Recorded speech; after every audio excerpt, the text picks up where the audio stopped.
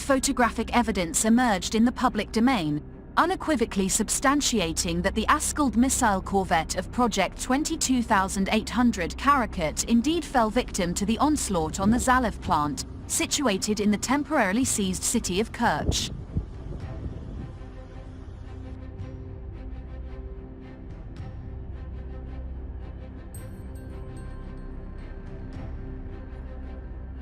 These images further establish that despite the vessel maintaining buoyancy, it incurred significant damage to an array of crucial components, implicating severe reparatory measures.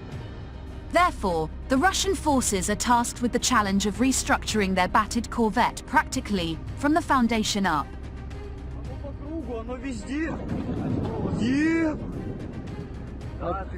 This episode marks a unique milestone as Ukraine emerges as the first nation in recorded history to obliterate an adversary's missile vessel in its pre-commissioned state.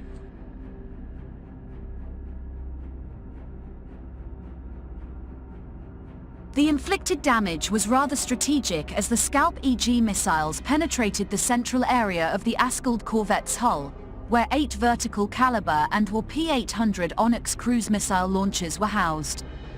The destruction of this portion subsequently led to the neutralization of the ship's primary weapons system.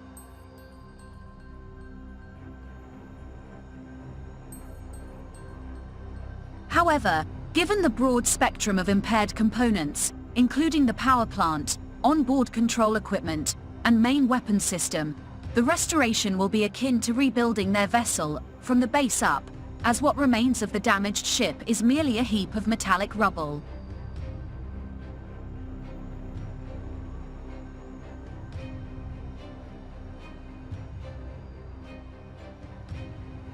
With its official label as Project 22800 Karakurt, the Karakurt class represents Russia's latest class of corvettes, recognized as small missile ships in Russian parlance.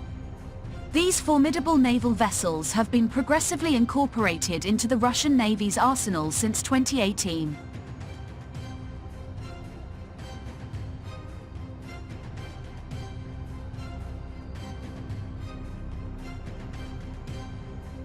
Designed to complement the Buyan M-class corvettes in blue water operations, the Karakurt class exhibits superior seaworthiness.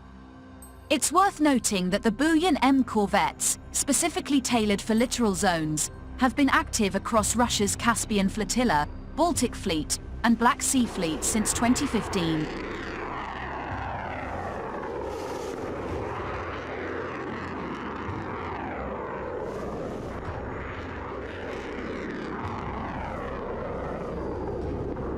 These ships come equipped with either Caliber or Onyx anti-ship cruise missiles and feature an endurance period of 15 days. They propose a cost-effective alternative to the larger Admiral Grigorovich-class frigates, whose construction faced numerous setbacks due to a cessation in military cooperation with Ukraine, along with Russia's ongoing plan to upgrade its naval forces until domestic production of larger vessels becomes feasible.